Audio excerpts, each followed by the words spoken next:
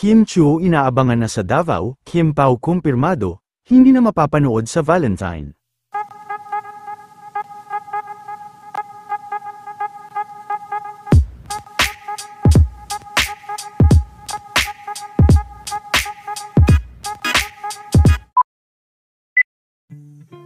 Matapos ang ilang araw na pananahimik, ay opisyal na nga na naglabas ng pahayag, ang Star Cinema, kaugnay ng pag-move ng schedule, ng pelikula nila Kim at Paulo Avellino, at sa kanilang update ay nakasaad nga na sa March 26 na umano ito maipapalabas. Sa ibinigay na dahilan ng Star Cinema ay sinabi nga nito na para lumawak at makapag-expand pa sa North America ang pagpapalabas sa nasabing movie, para din umano mas mapaganda pa ito. Worldwide na din umano ito mapapanood sa March 26.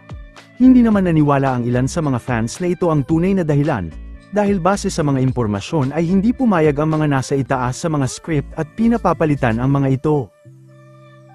Isa sa nakasama ng Kim Pao ay naglabas din ng pahayag bilang suporta sa kanila.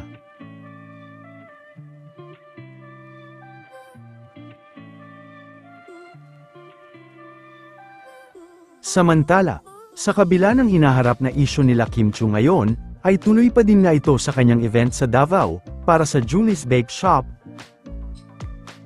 Nakaabang na din ang mga fans.